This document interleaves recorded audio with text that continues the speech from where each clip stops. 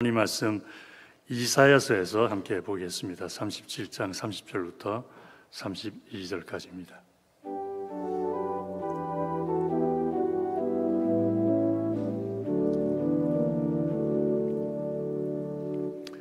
같이 합독해서 큰 목소리로 읽어보도록 합니다. 시작.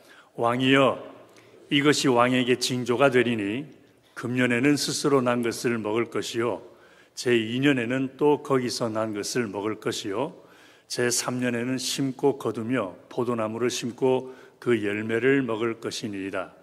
유다 족속 중에 피하여 남는 자는 다시 아래로 뿌리를 받고 위로 열매를 맺히리니 이는 남는 자가 예루살렘에서 나오며 피하는 자가 시온에서 나올 것임이라. 만군의 여호와의 열심이 이를 이루시리이다. 아멘. 기도하겠습니다. 고마우신 아버지 하나님, 오늘도 우리를 불러주시고 초대하여 주시고 가장 아름답고 거룩한 자리에 있게 하심을 감사를 드립니다. 주의 얼굴을 뵙게 하시고 주의 음성을 들려주시고 주의 은혜를 베풀어 주시며 주님의 축복으로 저희들을 복되게 하시는 주님을 찬양합니다. 이 시간도 그런 주님의 부르심을 듣고 주의 전으로 달려나와 주님을 예배하는 한 사람 한 사람을 이미 복되게 하여 주셨사오니 하나님의 축복이 우리의 삶 속에 온전히 이루어질 때까지 믿음의 길을 가게 하여 주시옵소서. 오늘도 주께서 이끄시는 대로 나아왔사오니 육신의 질병들을 고쳐 주시옵소서.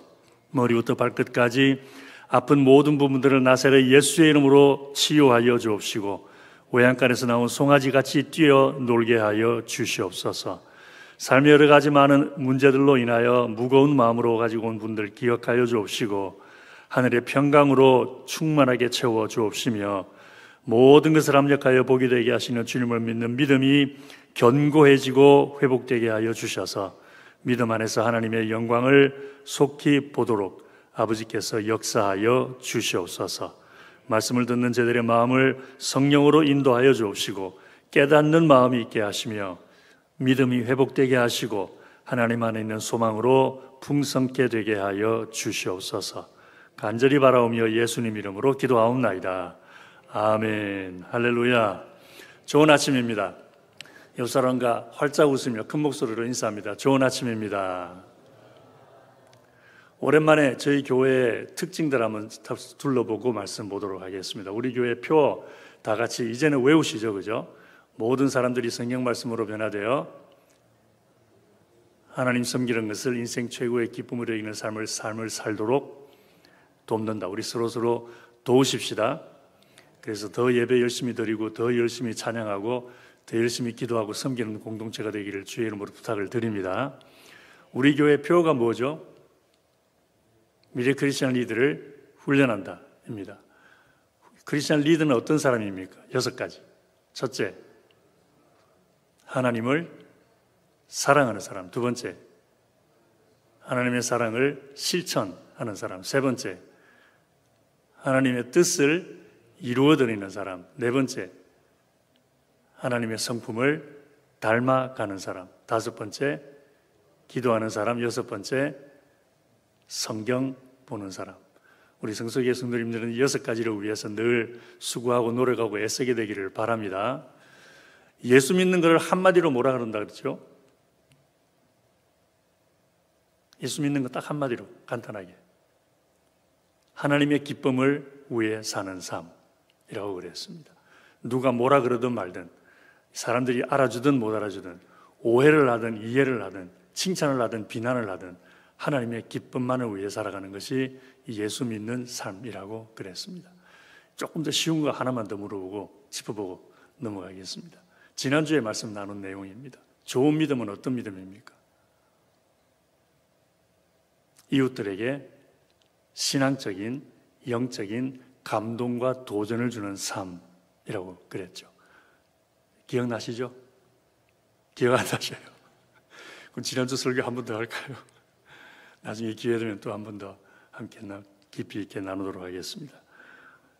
좋은 신앙은, 좋은 믿음은 이웃들에게 영적으로 신앙적으로 감동과 도전을 주는 삶이기 때문에 그걸 위해서 노력하다 보면은 하나님의 은혜를 체험하게 될 줄로 믿습니다. 오늘 말씀 함께 보겠습니다. 지난번에 코로나가 한참 기승을 부릴 때에 갑자기 바깥에서, 집에 있는데 바깥에서 막 크락션을 울리는 소리가 들리는 거예요. 크락션이라는 말 오래간만에 들어보시죠? 네.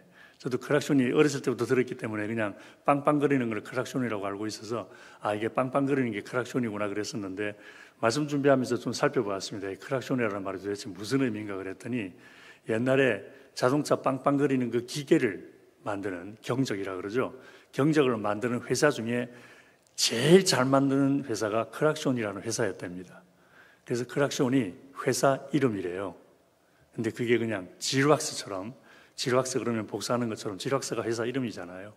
그런 것처럼 크락션이 경적을 울리는 그런 일이 되어버렸습니다. 아무튼 너무 시끄러워요. 그래서 이게 무슨 일인가 싶어서 밖에 내다보았더니 옆집 드라이브웨이하고 그 길 앞에 차들이 15대가 모여와가지고 막 빵빵거리는 거예요. 그래서 봤더니 어떤 차에는 울긋불긋 풍선이 매달려 있고, 어떤 차에는 이렇게 배너가 붙어 있는데 해피 버스데이라고 적혀 있더라고요. 아마 옆집 사람이 생일이 되었는데 코비드 때문에 생일 파티로 모이지를 못하니까 그런 방식으로 와서 생일을 축하 아마 해 주었던 것 같습니다. 근데 그 사람은 전혀 모르고 있었는데 이제 그런 깜짝 파티를 해주니까 그렇게 기쁘고 즐거울 수밖에 없었겠죠. 제가 물어보진 않았지만 그랬던 것 같습니다. 그렇지만 그것을 준비한 사람들은 알고 있었겠죠.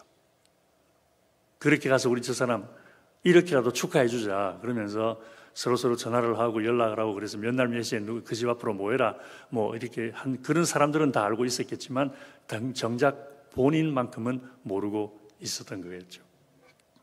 저도 그하고 비슷한 경험을 한 적이 있습니다. 어느 생일에 좀 일찍 잠자리에 들었습니다. 근데 새벽 1시경에 누가 막 깨우는 거예요. 그래서 눈을 떠보니까 바로 제 코앞에 큰딸하고 사위가 싱글벙글 웃으면서 와 있는 거예요. 멀리 살던 친구들인데, 그래서 어떻게 된 일인가 알아봤더니 일찍 와서 저녁을 함께 먹으려고 깜짝 파티를 해주려고 준비를 다 해놓았는데 비행기가 연착을 해버린 거예요. 그래서 새벽 시간에, 그 시간에 집에 오자마자 잠자는 저를 깨워서라도 깜짝 파티를 해줘야 되겠다 그래서 그런 적이 있었더랬습니다.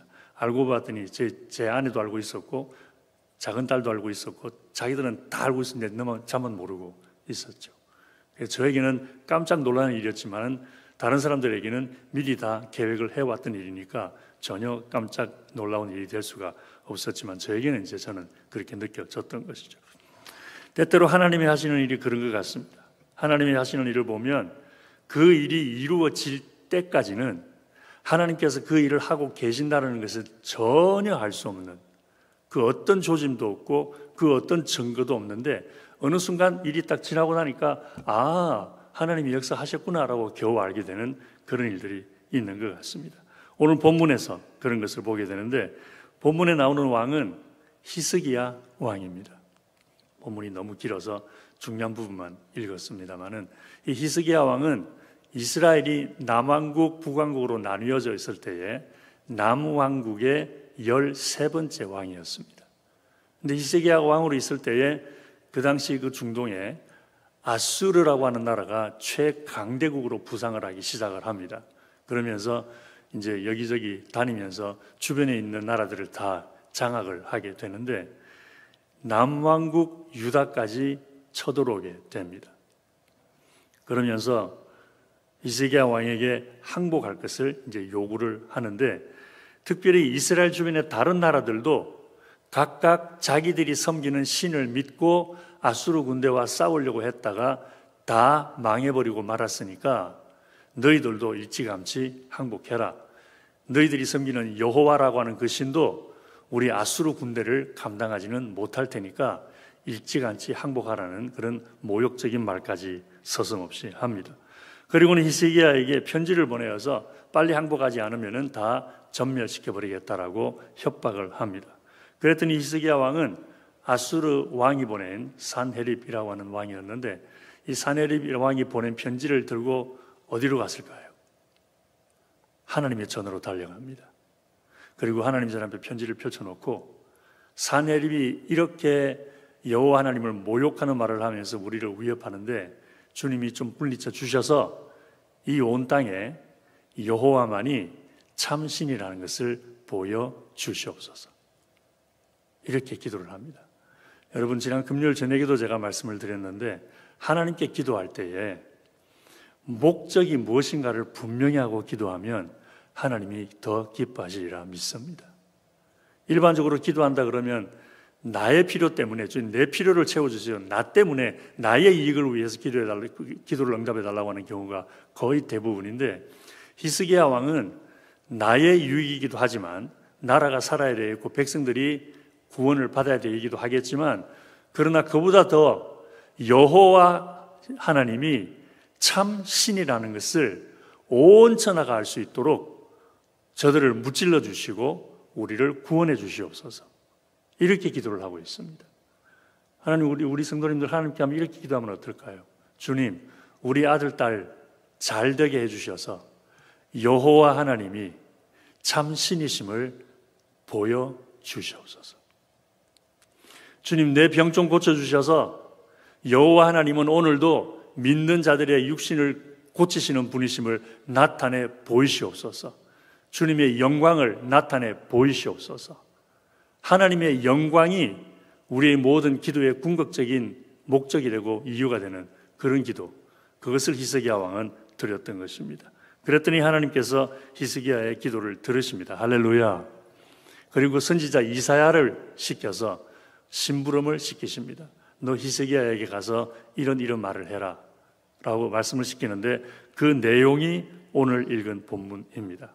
남은 자가, 유다의 남은 자가 밑으로 뿌리를 내릴 것이고 위로 열매를 맺을 것이고, 유다의 구원받은 자가 시온에서 나올 것이고, 좀 복잡하게 시적으로 표현을 하고 있지만 간단하게 말하면 이것입니다. 하나님께서 예루살렘을 보호해 주실 것이며, 그리고 사네립 아수르 왕은 예루살렘을 공격하지 않고 본국으로 돌아갈 것이다. 예루살렘이 구원을 받을 것이라는 그런 이야기죠. 그래서 이사야서를 계속 읽어보면은 하나님께서 그날 밤에 아수르 군대를 치십니다. 그래서 그 중에서 군인들 중에서 18만 5천 명이 순식간에 죽임을 당합니다. 그리고 아수르 왕 사네립은 남은 군인들을 데리고 그날 밤으로 그냥 야밤 도주하듯이 그곳을 떠나 본국으로 갔다고 성경이 말하고 있습니다. 히스기야의 입장에서 보면 깜짝 놀라운 일이었죠. 어제 저녁에 잠자리에 들 때까지만 해도 아수르 군대 때문에 고민이 이만저만이 아니었습니다. 아수르 왕이 보낸 협박 편지를 받아보고 가슴이 덜덜 떨려서 여호와의 전에까지 가서 주님 이것 좀 어떻게 하면 좋습니까? 라고 하소연하면서 기도했을 정도였습니다. 더군다나 하나님이 역사하신다는 증거라고는 아무것도 보이지가 않았습니다. 하나님께서 예루살렘을 구원하시고 이스라엘 백성들을 지키실 것이라는 그 어떤 조짐도 보이지 않았습니다. 갑자기 하늘에서 천군 천사들이 내려온 것도 아니고, 그렇다고 그 당시 아수르를 견제할 만한 나라는 애굽밖에 없었는데 애굽에서 원정군을 보내준 것도 아니었습니다. 히스기야 왕이 하나님께 그토록 간절하게 기도했지만은 하나님께서 이스라엘을 위해 역사하신다는 증거는 하나도 볼 수 없는 상태에서 밤만 깊어 갔습니다. 그런데 아침에 일어나 보니까 아수르 군대가 보이질 않는 거예요.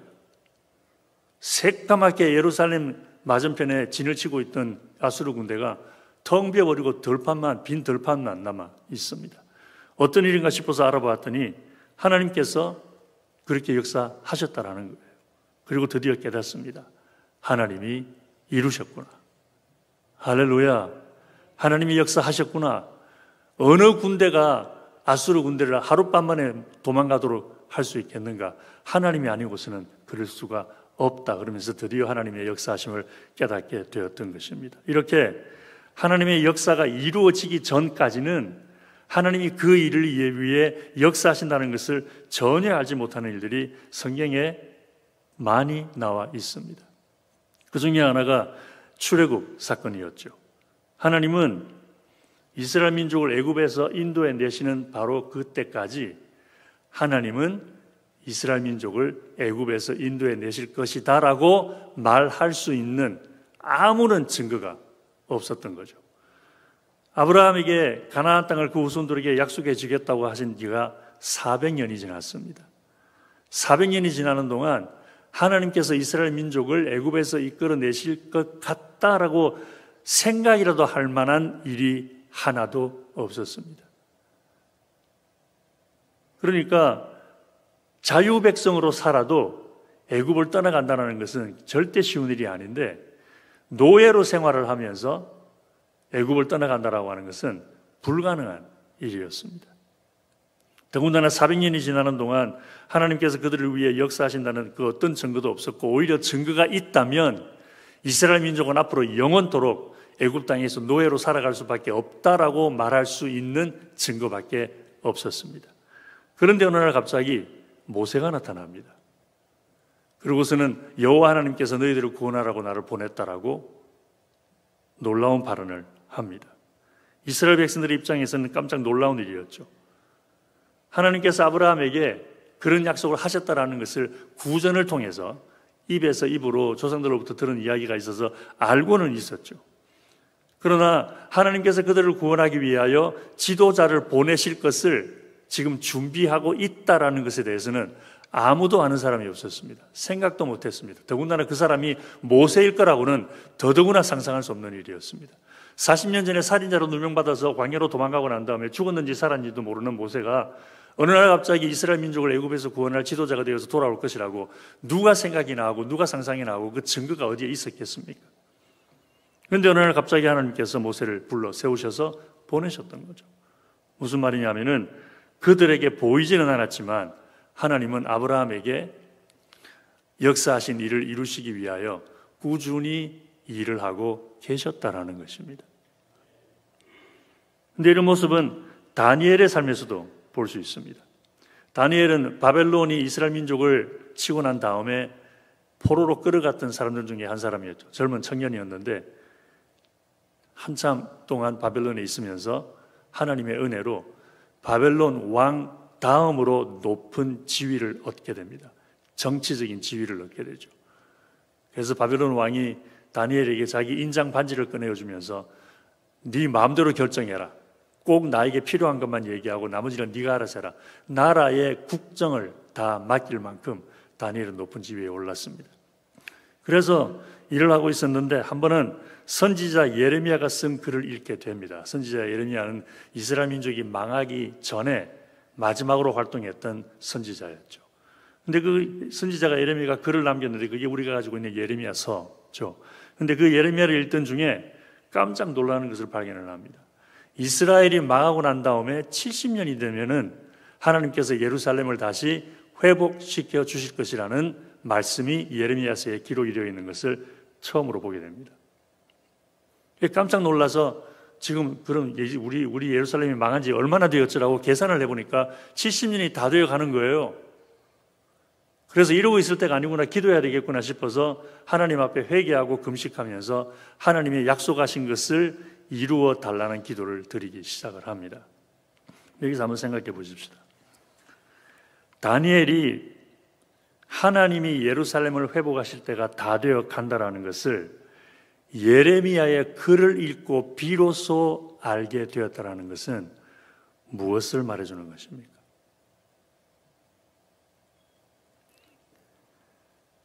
하나님이 이제 곧 예루살렘을 회복하실 것이라는 다른 증거는 없었다라는 것입니다.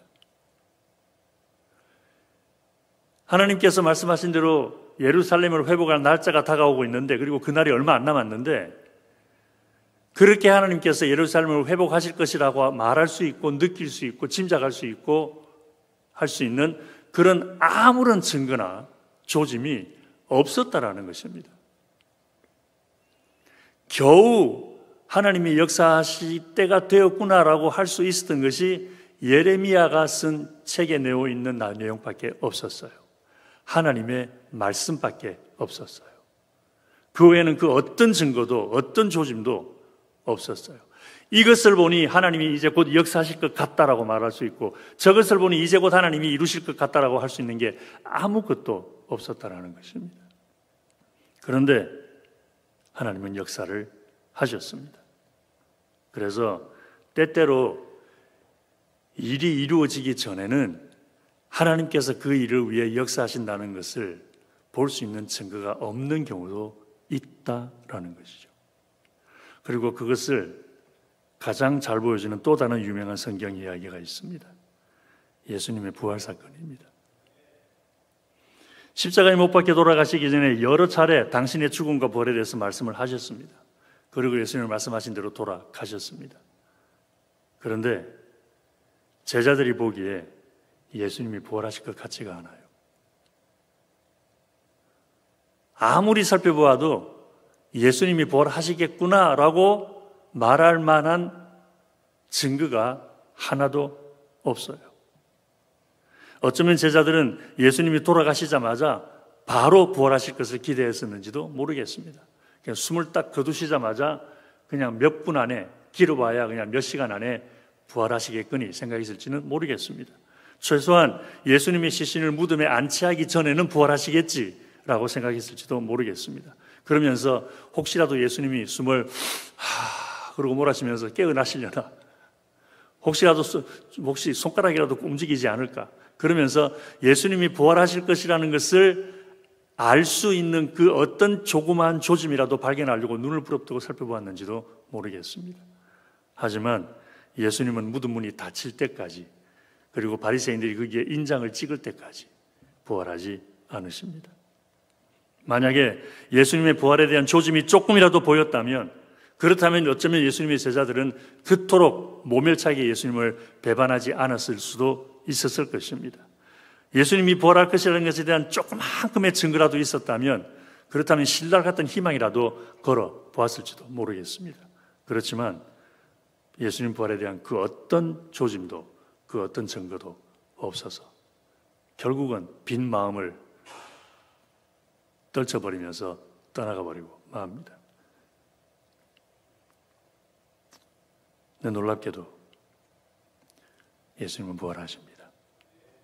아무 증거도 없었는데, 아무 조짐도 없었는데 부활하십니다. 무엇을 볼 수 있습니까? 때때로 일이 이루어지기 전에는 하나님께서 그 일을 위해 역사하신다는 증거를 보지 못하는 경우가 있다는 것입니다. 그리고 하나님의 역사가 크면 클수록 그 증거가 더 보이지 않습니다.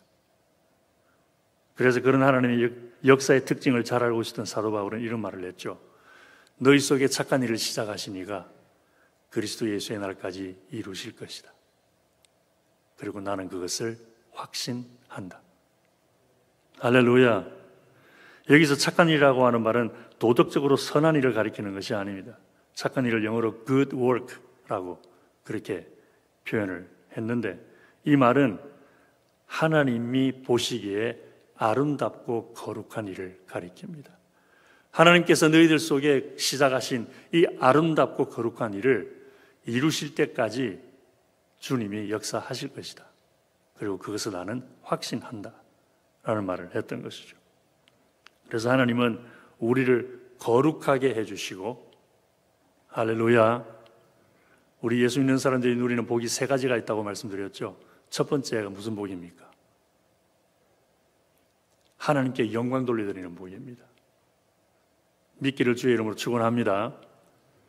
하나님 앞에 영광되는 삶을 사는 것이 가장 놀라운 축복이고 가장 귀한 축복입니다. 그 다음에 우리의 삶이 거룩해지는 것입니다. 그래서 우리를 거룩하게 해주시고 주의 기쁨과 영광을 위하여 살도록 해주시며, 그리고 주의 복과 은혜를 누리도록 해주시는 이 일, 하나님이 우리 속에 시작하신 아름답고 거룩한 일, 이 일을 주님께서는 예수 그리스도의 날까지 이루신다는 것입니다. 할렐루야.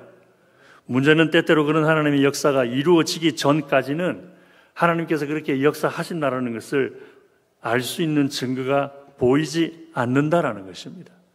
그래서 때로는 마음이 무겁습니다. 때로는 마음이 실망이 되고 낙심이 됩니다. 때로는 미래에 대한 두려움에 사로잡히기도 합니다. 증거가 안 보이니까. 합력하여 복이 된다 그러시는데 합력하여 복이 될 것 같지가 않으니까. 하나님이 나를 구원해 주신다 그러는데 구원해 주실 것 같지가 않으니까. 그럴 수밖에 없습니다. 그렇지만 기억하십시다. 하나님께서 예루살렘을 보호해 주신다는 증거가 아무것도 없었지만 하나님은 아수르 군대를 물리치고 예루살렘을 보호해 주셨습니다. 바벨론에 의해 망해버린 이스라엘이 다시 회복될 것이라는 아무런 증거도 없었지만 하나님은 예루살렘을 회복시켜 주셨습니다. 예수님이 죽음에서 부활할 것이라는 아무런 증거도 조짐도 없었지만 하나님은 예수님을 죽음에서 부활시켜 주셨습니다. 할렐루야. 지금도 마찬가지입니다. 지금도 때로는 하나님의 역사에 대한 아무런 증거를 보지 못할 때가 있습니다. 아까 우리 찬양 부를 때 그런 내용으로 찬양을 했죠. 가끔씩 저는 이런 경우가 생기면 하나님의 타이밍에 아주 너무너무 감사를 드립니다. 어떻게 주님께서 이해남 장로님의 마음을 움직이시고 제 마음을 움직이셔서 같은 내용으로 찬양을 준비하고 같은 내용의 말씀을 준비할 수 있었는지. 혹시 우리 중에 또 이런지는 두 사람이 짜고 하는 거겠지 뭐 그런 말하는 분은 안 계시겠죠. 장로님 제가 이거 말씀드렸나요? 오늘 설교가 이런 내용이라고. 말씀 안 드려요. 장로님은 제 이 설교 준비하시기도 전에 미리 먼저 곡을 작성하셨더라고요. 저는 이 말씀, 이런 내용으로 이 말씀 가지고 설교하겠다라고 2주 전에 이미 결정을 했었고. 하나님의 은혜. 아무런 증거가 없던데 그래도 나를 믿어줄 수 있겠냐? 아무 증거가 없어도 나를 따라와 줄 수 있겠냐? 아무 증거가 없어도 인내해 줄 수 있겠냐? 그러면서 우리를 부르시는 주님을 찬양도 했더랬습니다. 사랑하는 성수교회 성도님들, 하나님의 역사의 증거가 보이지 않아도 하나님은 우리를 위해 역사하고 계심을 믿으십시다.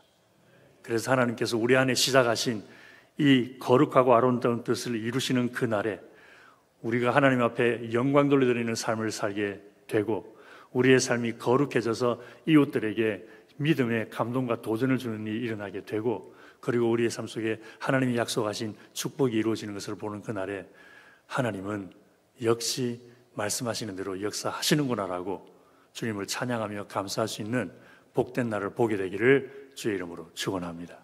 기도하겠습니다. 아버지 고맙습니다. 오늘도 우리가 보이지 않는 가운데서 역사하시는 주님이심을 감사를 드립니다. 아무런 증거가 없어도 주님은 오늘도 역사하심을 믿는 믿음을 잃지 않게 하여 주옵시고 악한 마귀 원수가 아무리 우리를 유혹해도 보이지 않아도 역사하시는 주님, 잡히지 않아도 함께 하시는 주님, 느껴지지 않아도 도우시는 주님을 굳건히 믿을 수 있도록 인도하여 주셔서 아버지의 역사가 이루어지는 그날에 함께 하셨던 주님을 소리 높여 찬양하며 감사하는 은혜로 저희들을 축복하여 주시옵소서.